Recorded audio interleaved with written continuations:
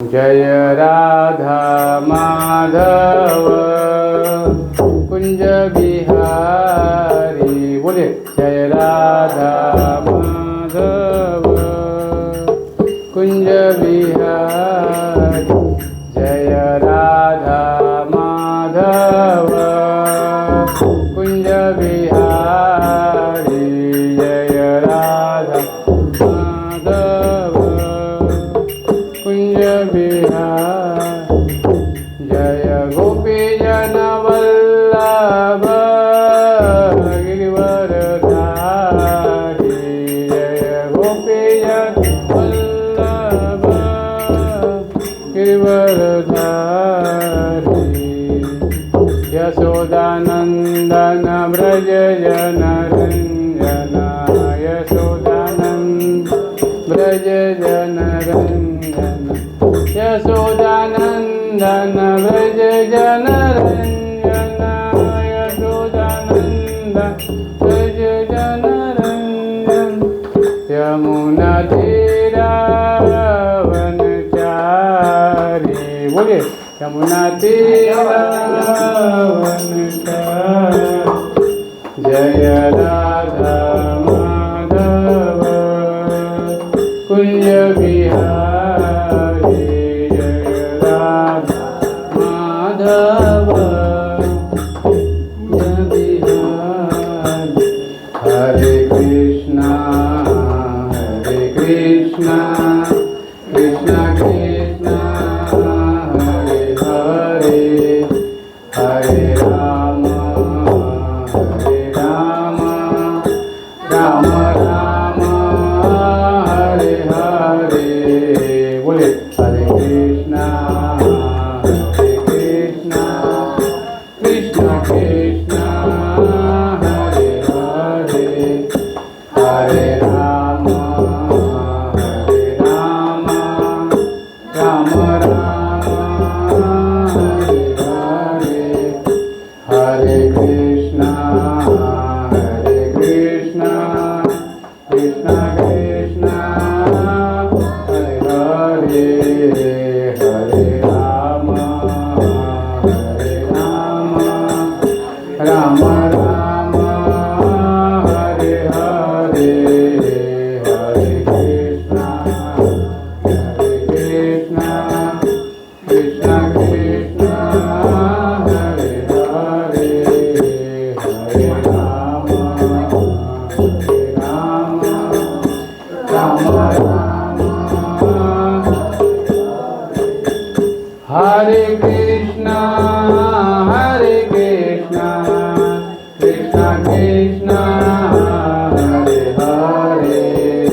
हरे राम राम राम हरे हरे। हरे बोले बच्चे हरे कृष्णा कृष्णा हरे हरे। हरे राम राम राम हरे हरे। हरे कृष्णा कृष्णा हरे हरे। हरे राम राम राम हरे हरे। ऐसे हरे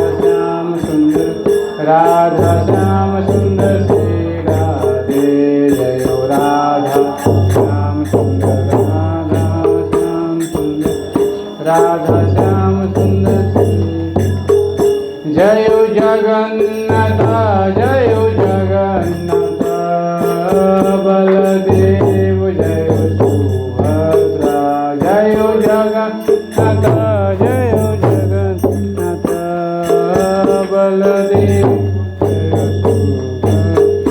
जय गौरानिताय जय गौरानिताय गौरानिताय जय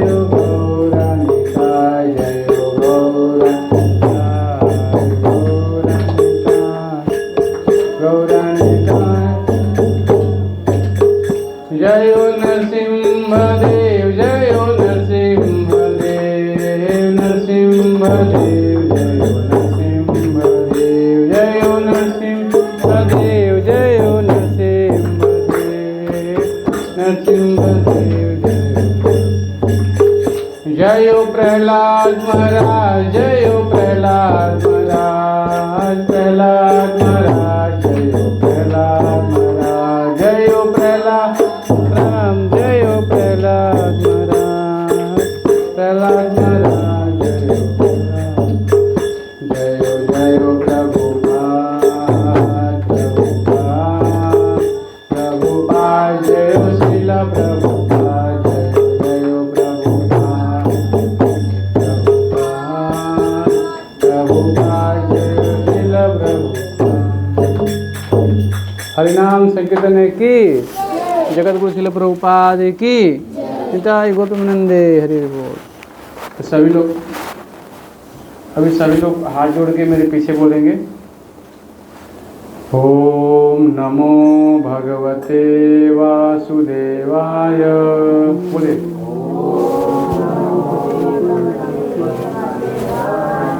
ओम नमो भगवते वासुदेवाय। बोले ओम नमो भगवते वासुदेवाय।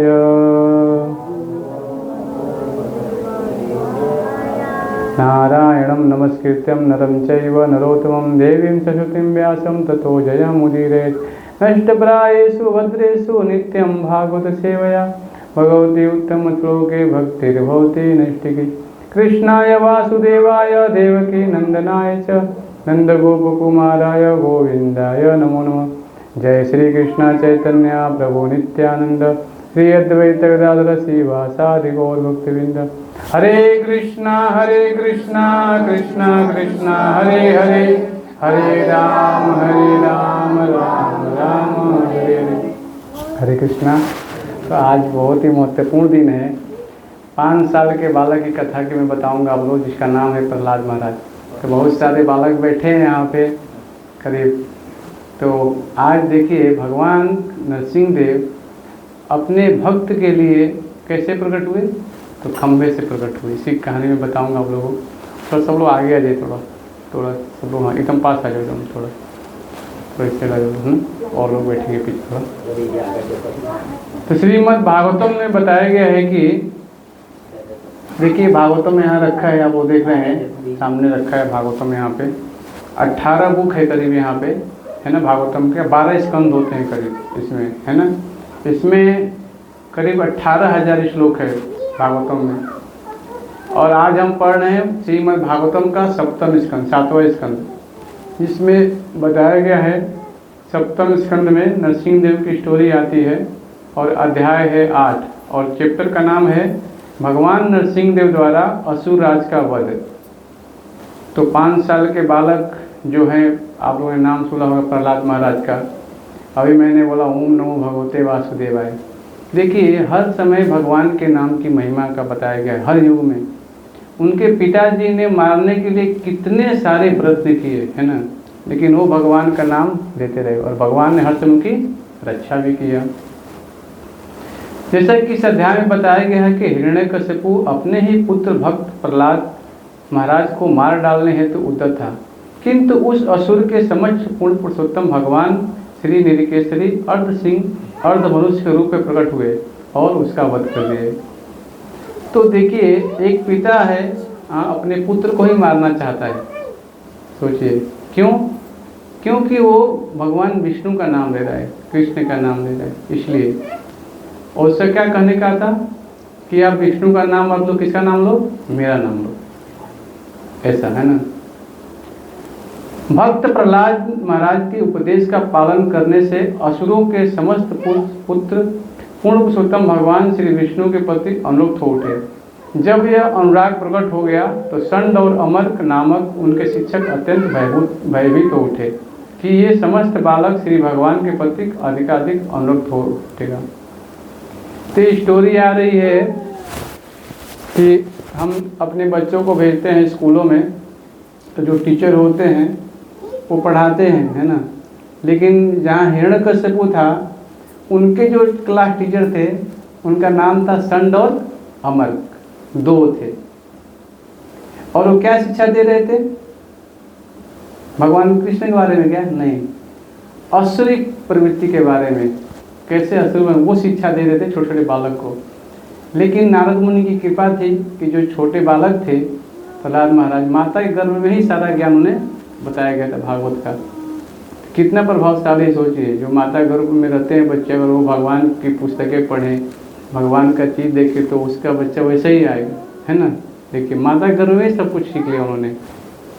तो यहाँ बताया गया है कि अतएव अपने आप को असहाय पाकर वे हिरण्यकश्यपु के समीप गए और भक्त प्रहलाद की शिक्षा के प्रभाव का विस्तार करके वर्णन करने लगे। यह सुनकर हिरण्यकश्यपु ने अपने पुत्र भक्त प्रहलाद को मार देने का निश्चय किया। हिरण्यकश्यपु इतना क्रूर था कि भक्त प्रहलाद महाराज उसके पैरों पर गिर पड़े और उसे शांत करने हेतु अनेक बातें कही, किंतु वे अपने असुर पिता हिरण्यकश्यपु को प्रसन्न नहीं कर पाए। असुर हिरण्यकश्यपु अपने आप को श्री भगवान से बड़ा विज्ञापित करने लगा, किंतु भक्त प्रहलाद महाराज ने यह कहते हुए उसे चुनौती दी गई कि ईश्वर नहीं है। उन्होंने पूर्ण पुरुषोत्तम भगवान की महिमा का गुणगान करना प्रारंभ किया। तो जो पिता है वो बोल रहा है कि मैं भगवान हूँ, है ना। लेकिन प्रहलाद महाराज बोल रहे हैं देखो तुम नहीं हो, हाँ भगवान विष्णु है ना।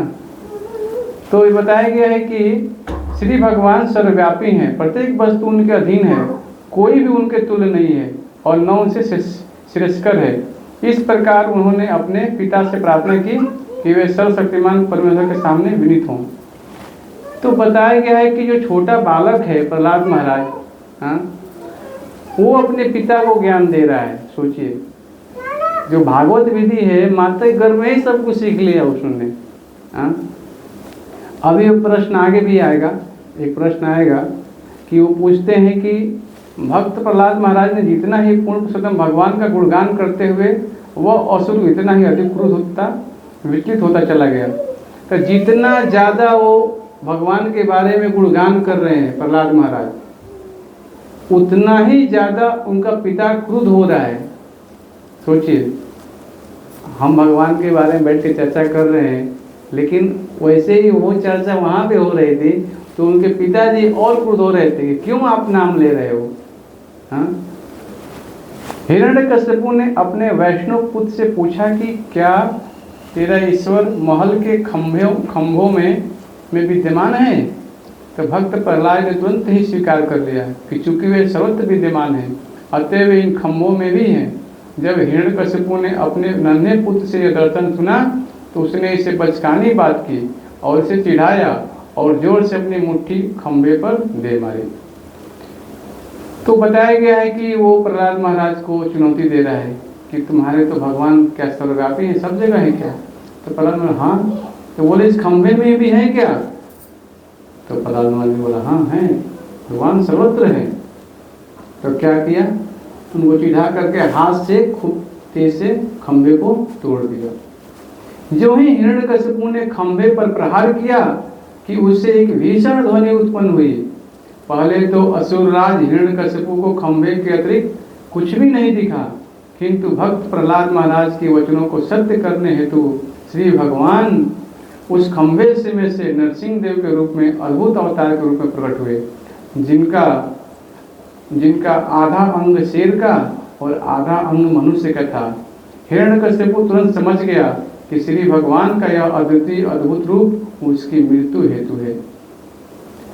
तो देखिए, भगवान अपने भक्तों की इच्छा पूर्ति के लिए भगवान खंभे से भी प्रकट हो गए। और कैसे प्रकट हुए? तो आधा शरीर कैसा उनका? शेर का है, और आधा कैसा है? मनुष्य का है। भगवान ऐसे प्रकट हुए।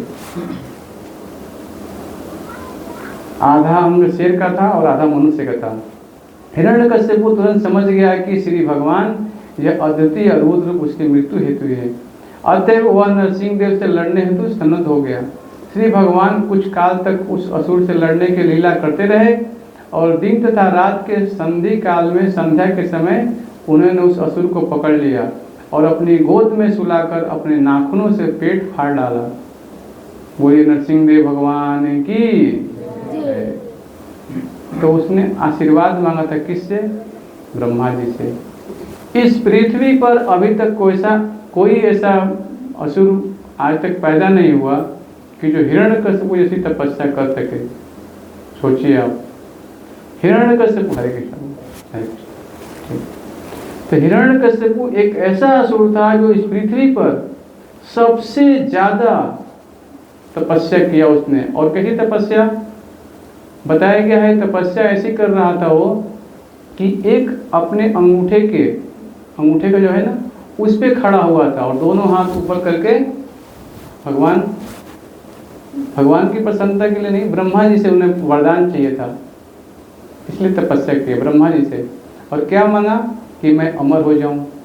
तो ब्रह्मा जी क्या बोले? देखो मैं खुद अमर नहीं हूं तो तुमको कहां से अमरता का वरदान दूं। ब्रह्मा जी ऐसा बोल दिए, है कि नहीं? तब उसने सोचा, अपना बुद्धि लगाया। क्या बुद्धि लगाया?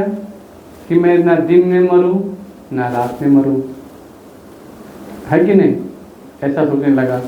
ना किसी मनुष्य से मरूं ना किसी देवता से मरूं, ना किसी पशु से मरूं ना किसी अन्य जंगली जो भी जानवर सब जो भी उससे मरूं। जितना बुद्धि आया उसके दिमाग में सारा बुद्धि उसने ब्रह्मा जी से मांग लिया। लेकिन भगवान से बुद्धिमान कौन हो सकता है? हाँ, भगवान ने सारी शर्तें उसकी एकदम पूरा किया। वही यहाँ बताया गया है। क्या बताया गया है?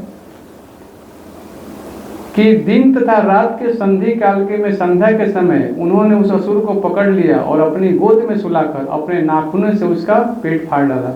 न किसी अस्त्र से मरूं न किसी शस्त्र से मरूं, ऐसा भी वरदान मांगा था। सोचिए, तो नाखून क्या है? ये जो हमारा नाखून बढ़ता रहता है क्या है? हाँ, जड़ है, जड़ होता है, उसको काट देते हैं ना, समझ रहे ना? तो नाखून से मार दिया भगवान ने। सोचिए हाँ, कितना भगवान ने उसको सारा विधि विधान को पालन किया। सोचिए, ना दिन में मारा ना रात में, किसी संध्या के समय मारा, ना आकाश में ना पताल में, अपने जंघे पे बैठा के सुला के रखा, उसको जो फाड़ा। सोचिए हाँ, तो यही चीज जानना चाहिए, भगवान से बुद्धिमान संसार में कोई नहीं। हम कितना भी भगवान के चित्र, भगवान हमारे हृदय में ही है परमात्मा रूप में, उनसे हम क्या छुपा सकते हैं? हम जो भी काम करते हैं सब भगवान जानते हैं, है कि नहीं? और क्या बताया गया यहाँ पे? हिरण्यकश्यप को मार डाला, अपितु उसके अनेक अनुयायियों ने भी उसका वध कर दिया था। जब वहां पर उसने लड़ने हेतु कोई न रह गया तो वे क्रोध से गर्जना करते हुए उसके सिंहासन पर जा बैठे। इस प्रकार संपूर्ण ब्रह्मांड हिरण्यकश्यप के शासन से मुक्त हो गया और दिव्य आनंद के मारे प्रत्येक व्यक्ति अत्यंत हर्षित हो उठा। तब समस्त देवता ब्रह्मा जी की अगुवाई में श्री भगवान के समीप आए। इसमें बड़े बड़े साधु पुरुष, पितरगण, सिद्धगण, विद्याधर, नाग, मनु, प्रजापति, गंधर्व, चारण, यक्ष, किम पुरुष, वैताली, किन्नर और अनेक प्रकार से मनुष्य रूप में जीव सम्मिलित थे। तो जितने भी यहाँ बताया गया है, जो बड़े बड़े देवता हैं, बड़े बड़े ऋषि मुनि हैं। सोचिए, हिरण्यकश्यप ऐसा था कि सब लोग, देवता लोग उसके यहाँ घर पे काम करते थे। ऐसे जो धूप निकल रही है ना, हाँ, तो ऐसे अपनी रुकटी से ताकता था वो, तो हल्की धूप हो जाएगी। पानी भी तेज बरसता है तो एकदम मंद मंद बरसेगा। सोचिए, हिरण्यकश्यप इतना जो शक्ति था। हम समझ सकते हैं कि जो आसुरी प्रवृत्तियां होती हैं वो क्या करती हैं? लोगों को चाहते हैं कि मेरे कंट्रोल में रखे, है ना? लेकिन भगवान कितने बड़े कंट्रोल हैं। सोचिए, सारा चीज उन्होंने पालन किया, फिर उसको मारा। तो बताया गया है कि यहाँ पे सब भगवान से थोड़ी दूरी पर ही खड़े उसकी प्रार्थना करने लगे और भगवान सिंहासन पर आरूढ़ थे और उनका आध्यात्मिक तेज चमक रहा था। भगवान का आधा शरीर शेर का है और आधा मनुष्य का है। तो बताया गया है कि आज नरसिंह देव का जन्मदिन है। आज भगवान नरसिंह देव प्रकट हुए, किस लिए? एक छोटे से 5 साल बालक की, क्योंकि बालक भगवान विष्णु का भक्त था और वो भगवान की भक्ति करना चाहता था और पिताजी उसको भक्ति नहीं करने दे रहे थे। तो ये कहानी आती है भागवतम के 7वें स्कंद में। मैं थोड़ा अभी इसका संक्षेप में बताया, अब मैं विस्तार से आप लोगों को बताता हूँ।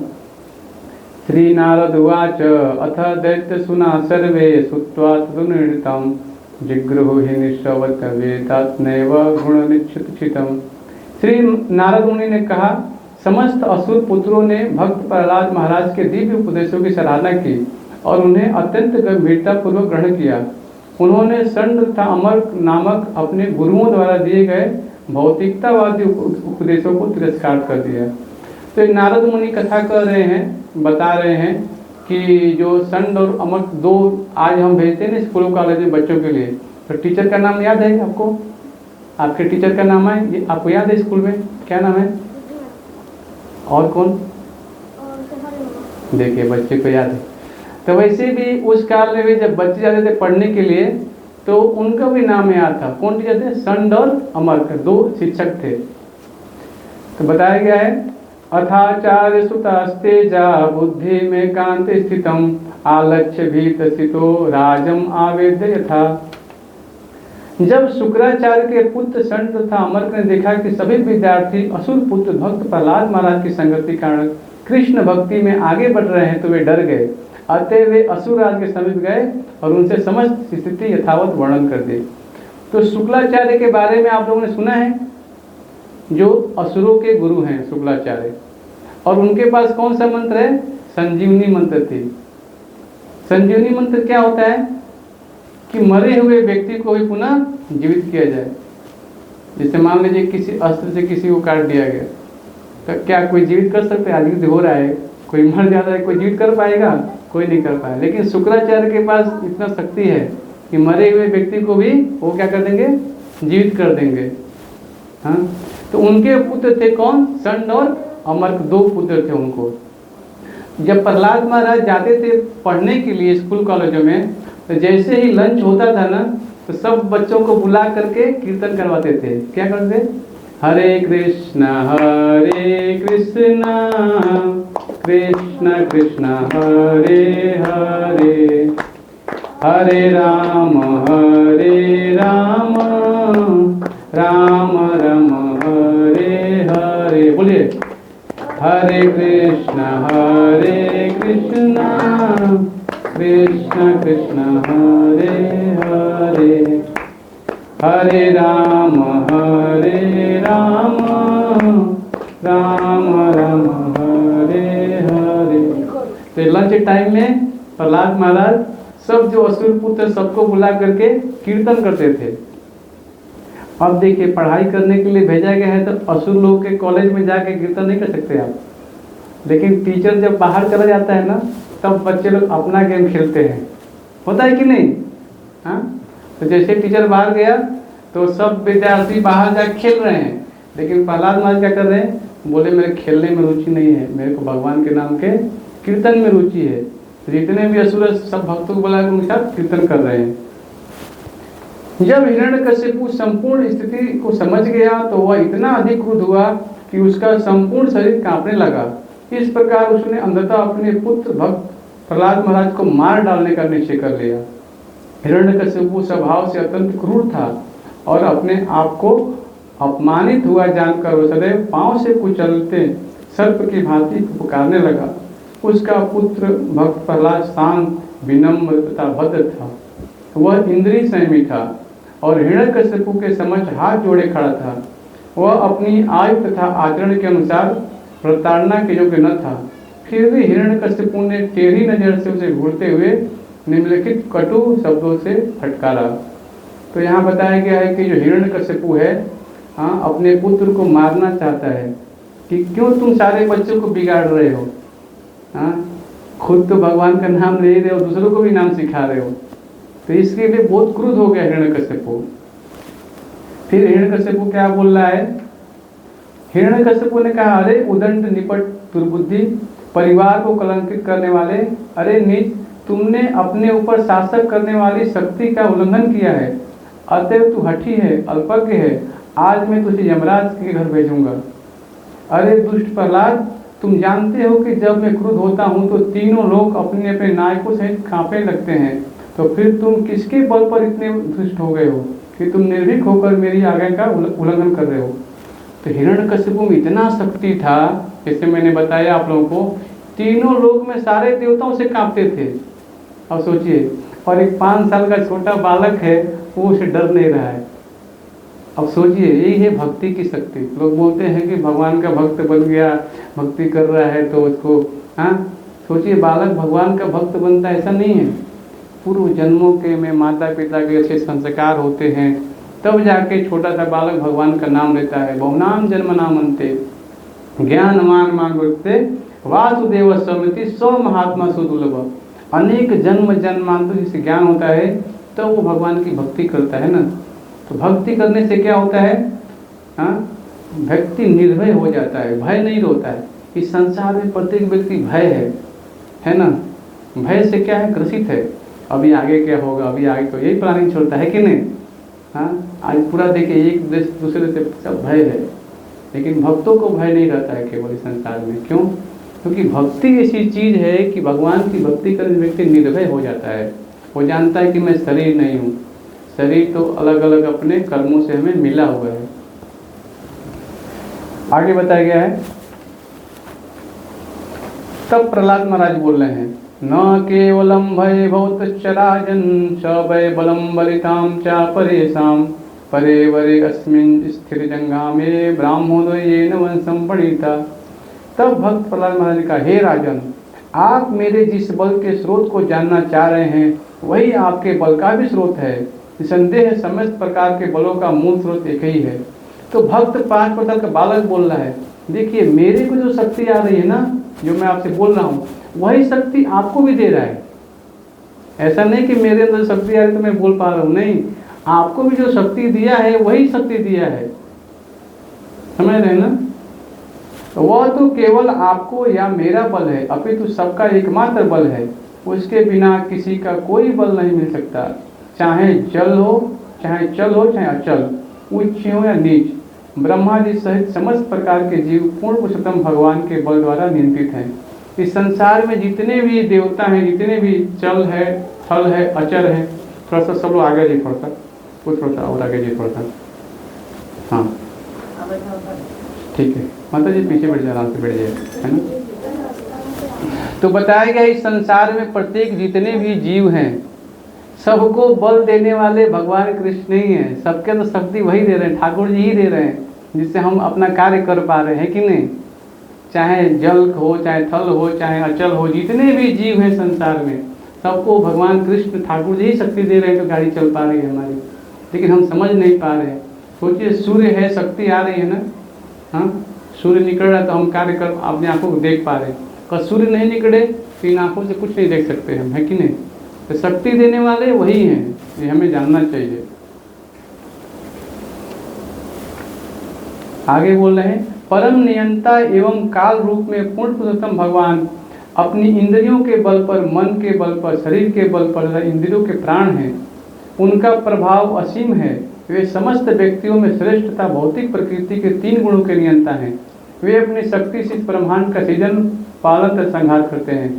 तो भगवान बताए गए हैं कि इस संसार में जितने भी जीव हैं, सबकी सृष्टि वही कर रहे हैं, पालन भी वही कर रहे हैं। अब सोचिए, इस संसार में एक चींटी है और एक हाथी है, मान लीजिए। अब चींटी चलती है, अपना कहीं भी जाना ढूंढ लेती है, लेकिन आप गाय पालते हैं, मान लीजिए आप घर पे एक हाथी ला के रख लीजिए, तो क्या आप उसको लिए क्या करना पड़ेगा? हाथी रखेंगे तो आपको बहुत मेहनत करना पड़ेगा। आपको कितने ज़्यादा जंगल से लकड़ी काट के लाना खिलाने के लिए। लेकिन हाथी क्या करते हैं, जो रखते हैं वो रखते हैं, तो उसको रखते हैं ऊपर, वो चलती है रोड पे और अपने पत्ते अपने सूंड से तोड़ के खा के पेट भर लेती है। 2.5-3 किलो रोज खाना चाहिए उसको। आप परेशान हो जाएंगे, कौन से बोलेंगे ले जाओ हाथी यहाँ से, है कि नहीं। तो देखिए, एक चींटी चाहे एक हाथी है, भगवान कृष्ण सबके लिए व्यवस्था किया है। 2.5-3 कुंटल हम घर पे ला के खिला नहीं सकते उसको रोज, हाँ है कि नहीं। लेकिन देखिए वो जंगल में चलती रहती है, अपने सूंड से अपने पत्ते को तोड़ती है, खा करके कितना पेट भर लेती है कि नहीं। इसीलिए हमें समझना चाहिए संसार में जो भी जीव है ना आता है ना, तो भगवान ने मुंह बनाया ना, जब इसको बनाते हैं ना तो प्रत्येक जीव को मनुष्य योनि में सबको खाना पीने की व्यवस्था पहले से करके भेजते हैं। लेकिन हाँ, हमारे कर्म अच्छे होने चाहिए, हमारे सबके प्रति कर्म अच्छे रहेंगे, सबको सम्मान देंगे, सबको प्रेम करेंगे, किसी के साथ बुराई न करें, शास्त्रों के नियमों को पालन करें, तो ऑटोमेटिक सब कुछ हमें मिलेगा। हम प्रकृति के ऊपर शासन नहीं करें, बस ये प्रकृति का हम दोहन करते हैं तो हमारे जीवन में कष्ट आते हैं, ठीक है। तो बताया गया है कि भगवान सबके पालन करने वाले हैं, सृजन हैं, संहार करने वाले वही हैं। और भक्त प्रहलाद महाराज ने कहा, हे पिता कृपया आप अपनी आसुरी प्रवृत्ति त्याग दें, आप अपने हृदय में शत्रु मित्र का भेदभाव न लाएं। अब देखिए छोटा सा बालक अपने पिता को बोल रहा है कि आप अपनी आसुरी प्रवृत्तियों को त्याग दीजिए, क्योंकि ये आसुरी प्रवृत्तियाँ जो है ना शत्रु पैदा करते हैं मन में, हाँ। और आपके अपने मन में सबों के प्रति संभाव रखिए। इस संसार में अनियंत्रित तथा पथभ्रष्ट मन के अतिरिक्त अन्य कोई शत्रु नहीं है। इस संसार में देखिए शत्रु कौन है, हमारा मन है, वो अनियंत्रित है। जब मन अनियंत्रित होता है तो उससे बड़ा क्या करते हैं, व्यक्ति को पथभ्रष्ट कर देता है। काम है स क्रोध है स्वतः रजोगुण समद्भव। काम क्रोध लोभ ये तीनों क्या है, नरक के द्वार है। 3 चीज, काम क्रोध और लोभ। जब कोई मनुष्य प्रत्येक व्यक्ति को समानता के स्तर पर देखता है तभी वह श्री भगवान को ठीक से पूजा करने की स्थिति में होता है। तो यहाँ बताया गया है, हाँ 500 ग्राम नदी 500 देती है। तो बताया गया है यहाँ पे कि व्यक्ति को देखना चाहिए क्या, कि भगवान प्रत्येक जीव में परमात्मा के रूप में आसीन है। मेरे अंदर भी वही जो भगवान सबके समान आत्मा है, चाहे स्त्री हो चाहे पुरुष हो, आत्मा में कोई अलग अलग नहीं है। हाँ, अपने कर्मों के हिसाब से उनको स्त्री का शरीर मिला है, पुरुष का शरीर मिला है, एक पशु का, लेकिन सब में आत्मा सेम है। ममेवांसो जीवलोके जीवभूत सनातन मनस्ष्ठानि इंद्रियाणि प्रकृति स्थानी कर्षति। भगवान बोलते हैं संसार में जितने भी जीव हैं सब मेरे अंश हैं, लेकिन अपने इंद्रियों के कारण क्या करें, घोर संघर्ष करें संसार में। तो ये इंद्रियां किसकी हैं, भगवान ऋषिकेश, कृष्ण का नाम है ऋषिकेश, यानी भगवान कौन है, इंद्रियों के मालिक हैं। ये जितनी है ना आँख कान नाक जीवा त्वचा सब इंद्रियां हैं, ये इंद्रियों के मालिक ऋषिकेश। जब अपनी इंद्रियों को हम भगवान की सेवा में लगाते हैं तो इंद्रियां क्या होती हैं, शुद्ध होती हैं। जैसे अभी क्या करें, हम भगवान की कथा सुन रहे, तो कान को लगा दिया हमने कथा को श्रवण करने में, और आंखों को लगा दिया भगवान का दर्शन करने में, पैर को लगा दिया मंदिर आने में, समझ रहे हैं। तो इससे इंद्रिय क्या होंगे, हमारे धीरे धीरे शुद्ध होंगे। तो बताया गया है जब तक मन को श्री भगवान के चरण कमलों में स्थिर नहीं कर लेता तब तक मन को वश में कर पाना असंभव है। देखिए शास्त्र बता रहे हमें, जब तक कोई व्यक्ति भगवान का पूरी तरीके से शरणागत होकर भगवान का नाम नहीं लेगा, क्या हरे कृष्णा कृष्णा कृष्णा हरे हरे, हरे राम राम राम हरे हरे। ये जब नाम आप लेंगे ना तब आपका मन वश में होगा।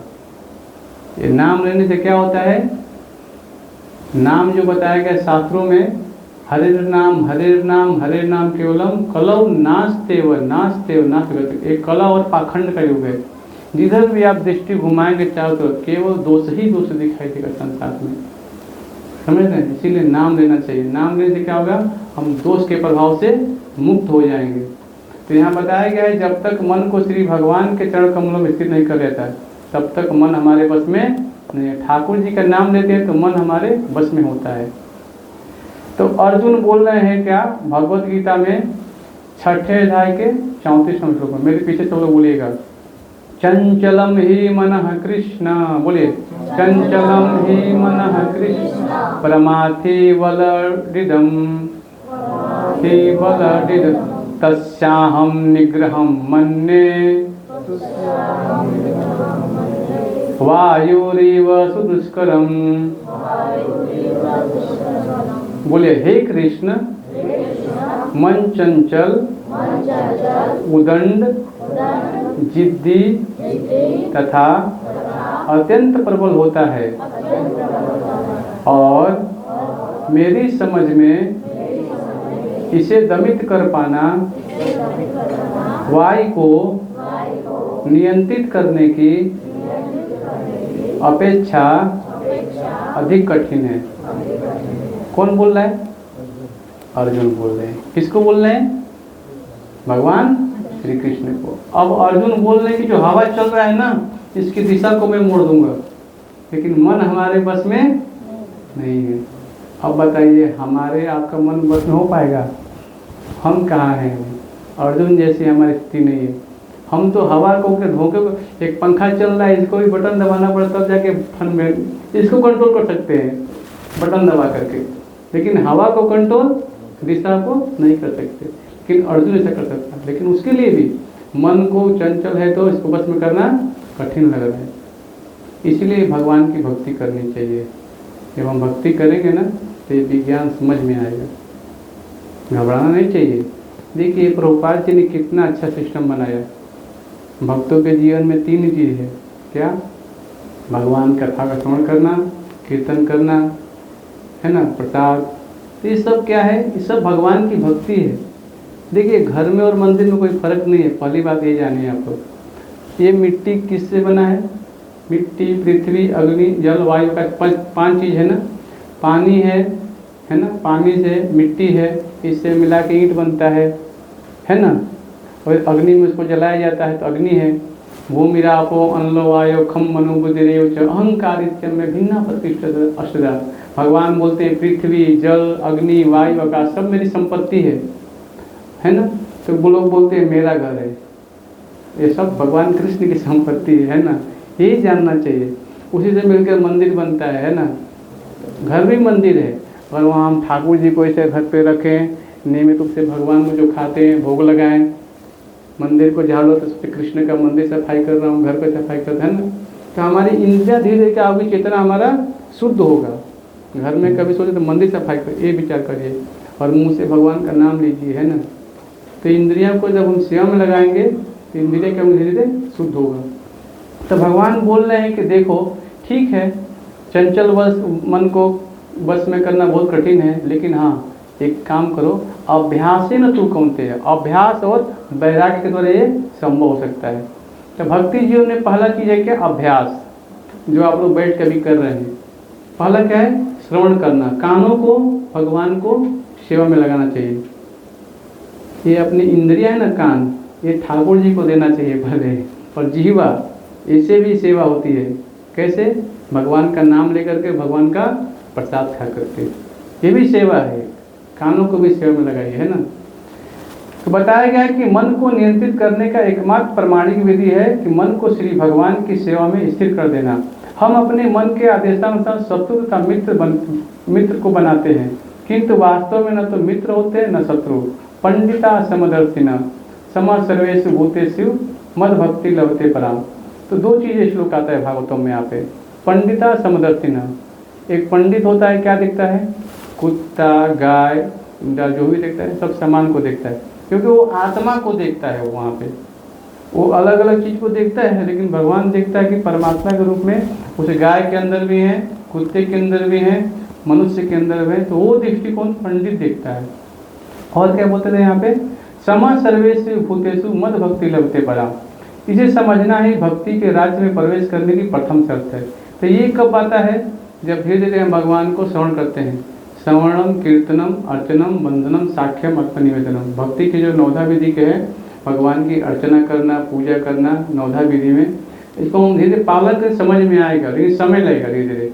जैसे मान लीजिए कोई बीमार होता है, हाँ, तो उसको कुछ ले जाएंगे खाने के लिए, तो कड़वा लगता है भोजन उसको, क्योंकि बीमारी है ना, कड़वा लगेगा। लेकिन जब ठीक हो जाता है तो बढ़िया से प्रसाद ले सकता है।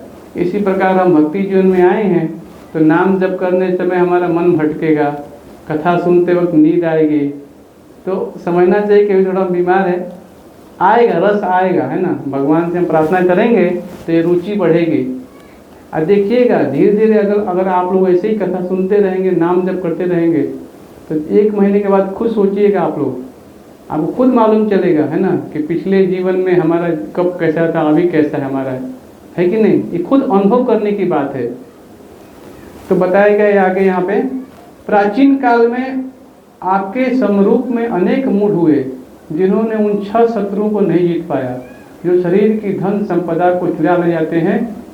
ये मूढ़ यह सोचकर गर्वित होते हैं कि मैंने 10 दिशाओं के सभी शत्रुओं को जीत लिया है, किंतु यदि कोई व्यक्ति इन 6 शत्रुओं पर विजयी होता है तो सभी जीवों पर संभाव रखता है, तो उसके लिए शत्रु नहीं होते। शत्रु की कल्पना अज्ञानतावश की जाती है। देखिए मैंने श्लोक बताया था आप लोगों को, मनस स्थानी जानी प्रकृति स्थानी करते थी। तो 6 चीज़ें हैं, काम, क्रोध, लोभ, मद और मात्सर्य। ये 6 अनर्थ हैं हमारे भक्ति में आगे बढ़ने के लिए। अभी मैं यहाँ बैठा हूँ, जैसे अयोध्या गया था तो प्रभु जी बता रहे चोरी हो गया यहाँ पे। क्या लेके गया बताइए, क्या लेके जाएंगे कोई ज़िंदगी में, कुछ नहीं ले जाते। भगवान सबसे बड़ी संपत्ति है, उनको कौन चुरा, वो तो हमारे हृदय में ही है, हाँ है कि नहीं। हम क्या चुरा सकते हैं। ब्रजे प्रसिद्धम नवनीत चोरम, कितना अच्छा भजन है, ब्रजे प्रसिद्धम नवनीत चोरम। हे भगवान आप तो माखन चोर हैं, हाँ माखन चोर है भगवान, लेकिन ऐसी लीलाएं करते हैं भगवान की, उनका नाम रखते कि हाँ माखन चोर नाम। अभी हम चोरी करेंगे तो हमें पुलिस पकड़ेगी, लेकिन कृष्ण ऐसे करते हैं तो उनका नाम रख दिया जाता है, भगवान माखन चोर है। तो गोपियाँ प्रार्थना करती भगवान से, हे भगवान जरा मेरे आप उस हृदय को चुरा लीजिए, है कि नहीं। ये है भक्ति। तो 6 चीजें बताया गया है। मूलतः प्रत्येक व्यक्ति भगवान श्री कृष्ण का दास होता है, किंतु अज्ञानतावश इसे भूल जाता है कि इस प्रकार वह कामेच्छा, क्रोध, लोभ, मोह, प्रमत्ता और ईर्ष्यावश माया की सेवा में लग जाता है। वास्तव में प्रत्येक व्यक्ति भौतिक नियमों के परिणामों पर आश्रित है, फिर भी वह अपने आप को स्वतंत्र समझता है और सोचता है कि संपूर्ण दिशाएं जीत ली हैं। इस संसार में प्रत्येक व्यक्ति यही सोच रहा है। क्या सोच रहा है कि मैंने सब कुछ जीत लिया है। आप बताओ क्या जीत सकते हो आप संसार में, हाँ हम 6 चीज़ों को जीत सकते हैं क्या, नहीं जीत सकते ना। सोचिए। हरे कृष्णा तो आज के हम बहुत ही माता जी लोग के थोड़ा हरे कृष्णा महामंत्र बोलेंगे। ये सब माता जी लोग आए हैं भक्ति जीवन में, और इतना ज़्यादा सेवा कि आप सोच भी नहीं सकते आप लोगों के लिए। आज इन्होंने बहुत बड़ा प्रसाद बनाया है भगवान के लिए, बहुत ज़्यादा मिल के। तो इनके लिए अब एक बार हरे कृष्णा महामंत्र बोलेंगे। हरे कृष्णा कृष्णा कृष्णा हरे हरे, हरे राम राम राम हरे हरे। तो सुबह से लेकर अभी तक मेहनत किया इन लोगों ने, बहुत सारे मतलब जी बहुत सारा आइटम बने भगवान के लिए। देखिए ये है सेवा हृदय के लिए। अब आप लोगों को भी सेवा मिलने वाला है, ठीक है। तो आप लोग भी आइए और भगवान के लिए सेवा में लगिए यहाँ पे, ठीक है, क्योंकि बहुत हमें आवश्यकता है सेवा करने के लिए, है कि नहीं। तो माताओं से आप लोग मिलिएगा, बात करिएगा। लोग बहुत अच्छे से माला करते हैं, भक्ति नियमों को बहुत अच्छे पालन करते हैं लोग। आप इनसे बात करिएगा जरूर, है ना। तो यहाँ भी बताया गया है कि आज भगवान नरसिंह देव का जन्मदिन है, और 5 साल के जो बालक है प्रहलाद महाराज, वो भक्त है भगवान का, है ना। और भक्ति करते हुए उनके पिताजी मना करे, देखो भक्ति मत करो, नाम किसका लो, हमारा लो, ऐसा बोल रहे हैं। लेकिन वो क्या बोल रहे हैं, ओम नमो भगवते वासुदेवाय।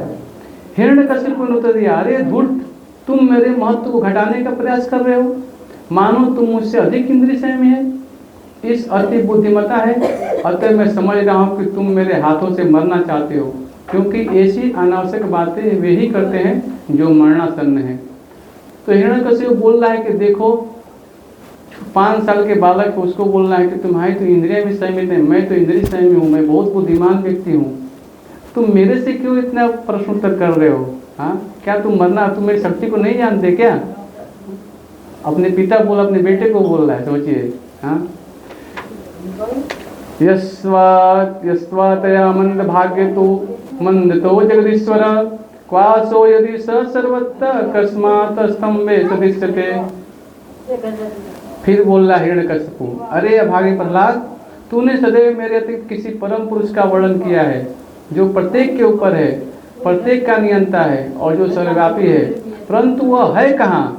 यदि वह सर्वत्र है तो मेरे सामने इस खंभे में क्यों उपस्थित नहीं है?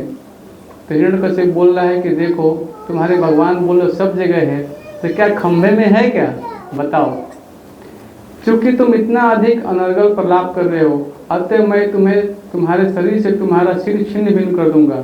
अब मैं देखता हूँ कि तुम्हारा परम आराध्य ईश्वर तुम्हारी रक्षा किस प्रकार करता है, मैं उसे चाहता हूँ देखना। अतिशय क्रोध के कारण महाबलशाली हिरण्यकश्यप ने अपने महाभागवत पुत्र को अत्यंत कटु वचन कहे और उसकी भर्त्सना की। उसे बारंबार श्राप देते हुए हिरण्यकश्यप अपनी तलवार लेकर अपने राशि सिंहासन से उठ खड़ा हुआ और अत्यंत क्रोध के साथ खंभे पर मुष्टि प्रहार किया। तब खंभे से यह भयानक आवाज हुई जिससे ब्रह्मांड के आवरण विदर्ण होता हुआ प्रतीत हुआ। हे युधिष्ठिर, यह आवाज ब्रह्मा जी इत्यादि देवताओं के निवासों तक पहुंच गया। तब देवताओं ने सुना और उन्होंने सोचा, ओह अब हमारे लोग का विनाश होने जा रहा है।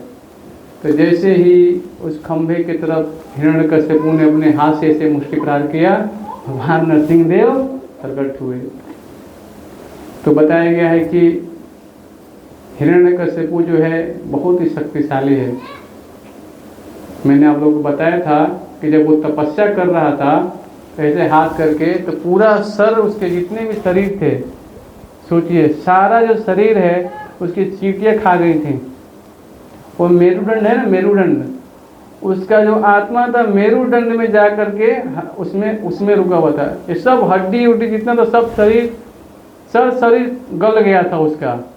सोचिए केवल अपने पैरों के अंगूठे के ऊपर तपस्या किया था और उसकी तेज इतना था क्योंकि शरीर से अग्नि निकल रहा था। और अग्नि कहाँ तक जा रही थी?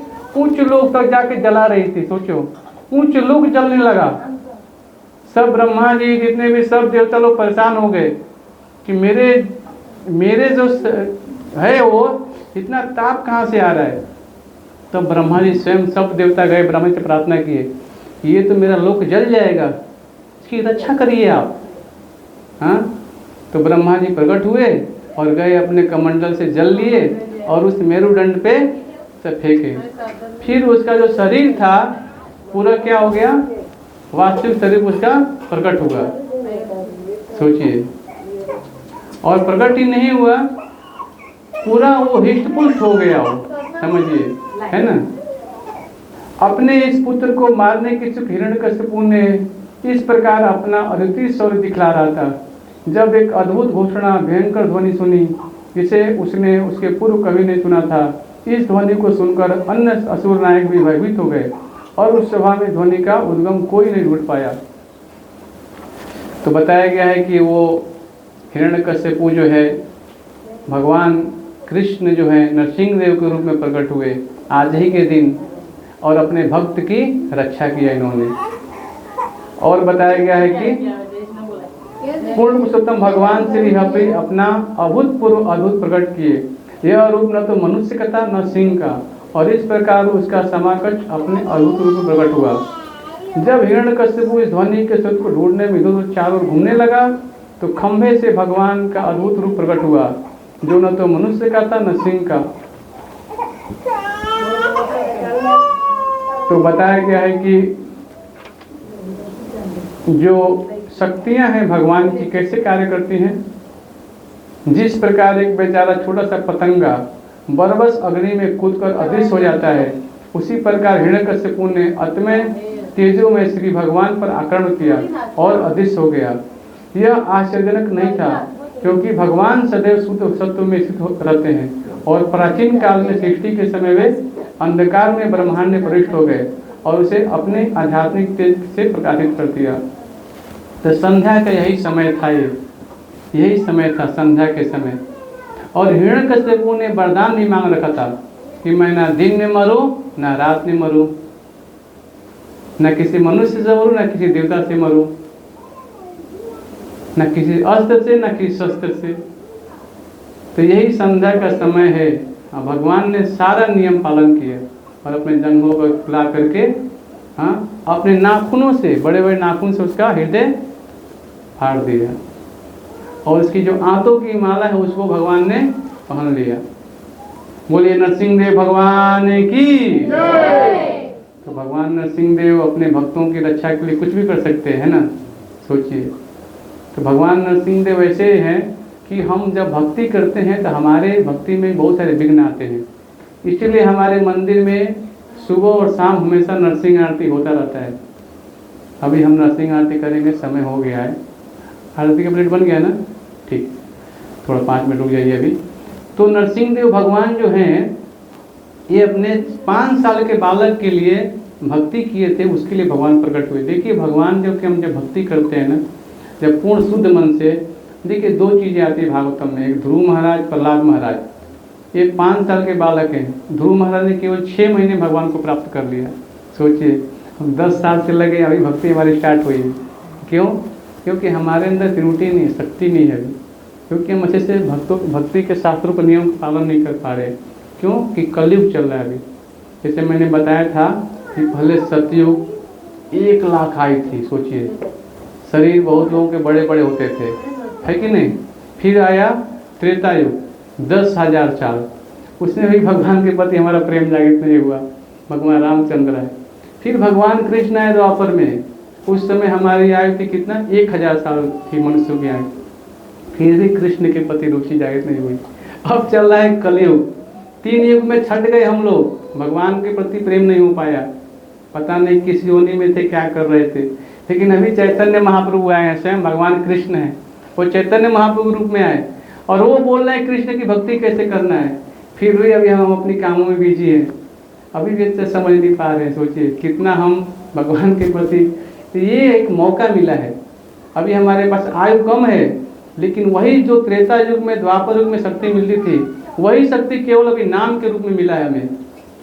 जब कोई व्यक्ति नाम लेता है ना हरे कृष्ण महामंत्र का, तो वही यज्ञ मिलेगा, वही लाभ मिलेगा जो हम जंगल में आकर तपस्या करते थे। 1000 10,000 जो समय था ना, वही चंद मिनटों में समय हमें मिल जाएगा। तो आप लोगों से विनती है, सब लोग माला करना है अभी, ठीक है। भगवान के रोज नाम का जप करना है और माला यहाँ लेके ही आना है। गले में माला आपकी पर्सनल होनी चाहिए। पर्सनल मोबाइल किसी के पास है? पर्सनल मोबाइल किसी के पास है? हाथ उठाइए। मोबाइल नहीं है हम लोग के पास? तो उठाइए हाथ, शर्माइए मत, सबके पास है कि नहीं। और पर्सनल माला भी होनी चाहिए आप लोगों के पास, ठीक है। आपकी एक माला होनी चाहिए। अभी हम आपको माला बताएंगे कैसे जप करना है, तो माला लेके आइए। अभी नहीं तो उंगली पे सब लोग जप करेंगे, 108 बार भगवान का नाम लेंगे और उसके बाद आरती भी होगी, ठीक है। तो हरे कृष्ण महामंत्र ये कलयुग की उपाय है ना, शर्माने वाली बात नहीं है। माता जी तो आप लोग खड़े हो जाइए थोड़ा, आप लोग सब लोग के पास माला है ना जो प्रसाद बनाई है, आप लोग थोड़ा खड़े हो जाइए। अपना नाम बताइए, कितना माला जप करती हैं आप, बताइए क्या नाम है आपका, कहाँ रहती हैं आप? बगी रोड। कितना माला जप करती हैं? 4 माला जप करते हैं। हरे कृष्णा कृष्णा कृष्णा हरे हरे, हरे राम राम राम हरे हरे। और माता जी खड़े हुए पीछे, सब लोग खड़े हुए, बताइए कितना माला कर रही हैं लोग, कितना माला जप करती है माता जी? हाँ, एकादशी के दिन 8 माला। क्यों? बाकी दिन 4 माला करूँ चुका है। अच्छा, ठीक है। हरे कृष्णा कृष्णा कृष्णा हरे हरे, हरे राम राम राम हरे हरे। और माता जी बताइए आप। मैंने आज से स्टार्ट की है, 3 हाँ। माला आज की है। बहुत अच्छा। हरे कृष्णा कृष्णा कृष्णा हरे हरे, हरे राम राम राम हरे। भाई कितना करते हैं? 4 माला। हरे कृष्णा कृष्णा कृष्णा हरे हरे, हरे राम राम राम हरे हरे। हर्ष की मम्मी कितना करती हैं? कितना माला? ओ 16 माला। हरि बोल। हरे कृष्णा कृष्णा कृष्णा हरे हरे, हरे राम राम राम हरे हरे। मांगी माता जी आप? 4 माला, ठीक है। हरे कृष्णा कृष्णा कृष्णा हरे हरे, हरे राम राम राम हरे हरे। अभी सब लोग माला करेंगे और सबके लिए गिफ्ट दिया जाएगा। जो जो ज़्यादा माला करेगा उसको महीने में एक बड़ा गिफ्ट मिलेगा, ठीक है। ये 12 माला करते कितना माला करते हैं आप? 10 माला। अरे वो अच्छा है, हैं। 12 माला करते हैं। 12 माला करते हैं, 12 माला करती है बस। ठीक है, अच्छा है, बहुत अच्छा है। अच्छा, जिसके पास माला नहीं है माला लेके जाइएगा आज, है ना। अभी माला ऐसा करें, है ना, बहुत ठीक है। अभी आरती का समय हो गया है, तो आरती करेंगे, ठीक है। तो जी थोड़ा आरती करेंगे, कीर्तन करेंगे, ठीक है। सब लोग खड़े हो जाइए आप लोग अब।